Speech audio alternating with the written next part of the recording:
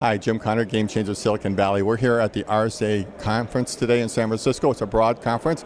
I'm currently here with Matt Anthony, Pindrop.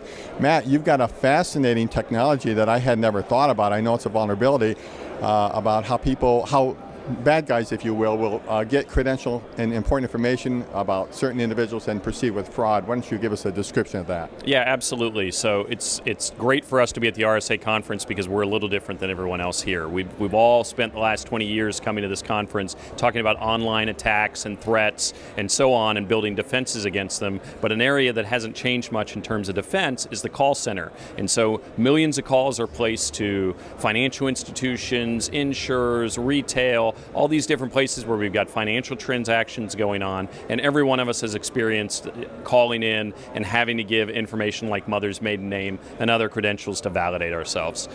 It's a frustrating experience, and the fact is it doesn't actually work very well at keeping attackers out. And so as all these companies here at RSA have done a great job of locking down those online channels, more and more of the attackers, especially the organized ones that are working out of call centers and organized groups, have gotten together and started attacking call centers. They're calling in, they're taking over accounts. It can be multiple step process. They'll change one piece of data, change another piece of data. They'll do a little bit on the website, they'll do a little bit in the call center, but ultimately they come through the call center. So our founder, Vijay Balasubramanian, invented a piece of technology where we could analyze the audio of a phone call and come up with a very accurate predictor of whether or not the caller is who they claim to be.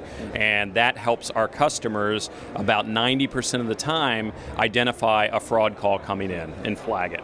Do you get a voice map of me if I'm the original user, the authorized user? Do you get any voice map from me upon request, or you just use some other method? So the power of our technology is in looking at a call, even if it's from a caller we've never seen before and have no relationship with, and telling you there's something wrong with this call. There's caller ID spoofing going on. We can tell you things like this particular caller, even though they were using different phone numbers, they called your bank 50 times yesterday. That's very unusual activity. You as a legitimate customer will never do that. I won't do that. And so what we're doing is building these profiles of what a bad guy's behavior looks like and then comparing it to the way that our legitimate customers act, and it becomes a highly predictive way to determine the bad calls. That's excellent.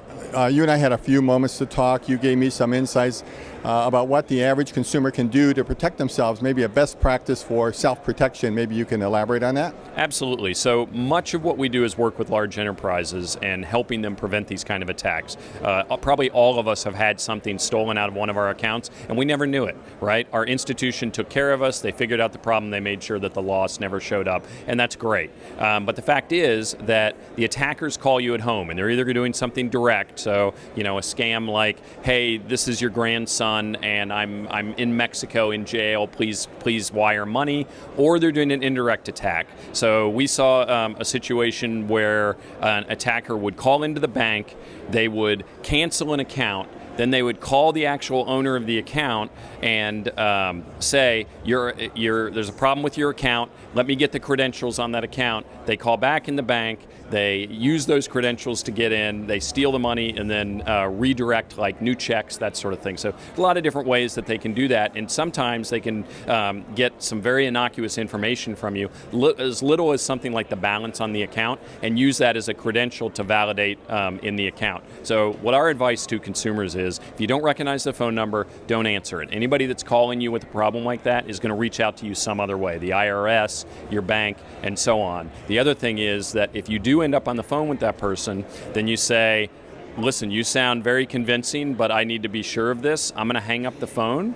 I'm going to go to the website. I'm going to look up the number and call back. And if you're there, then this will be fine. But what you'll typically find is at that point, they'll either become abusive or they'll up the urgency in some way and say, you should not hang up the phone. We'll send the sheriff right now. They put very high pressure tactics in at that point. Yep.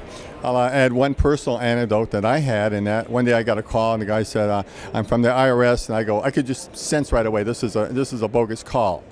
So, after I said, no, you send me your stuff first, and I'll verify who you are. And he eventually hung up. I tried to contact the IRS and tell them what was going on. It's obviously pervasive. They really had no little interest in doing anything. They said, send us an email, we'll look into it, and that was about it. Any thoughts on that? What a consumer could do to be maybe perhaps more responsive, or are these people at the government just overwhelmed? So I think it is overwhelmed because the amount of complaints they probably get along those lines. You know, you got 300 million American citizens, and we're all getting these calls. We see that the average bank is getting about 1 in 1,000 calls is an organized fraudster that's trying to defraud them. So they're getting calls all the time, and we know that IRS and other institutions are as well. All they can count on is that best practice from their customers. There's not much they can do. Even if they could find out who the bad actor is, they're likely overseas, so it's very hard to enforce. All right. So, Matt, what's the contact information for you or the company if people would like to follow up with you? Well, so we're based in Atlanta, Georgia. We were founded and the technology was built at Georgia Tech, but you can reach us at pindrop.com, and any questions you have, info@pindrop.com, and we'll be glad to help you out. Matt, thank you so much for your time. I've enjoyed meeting you. I look forward to hearing more about you guys. All right, thank you.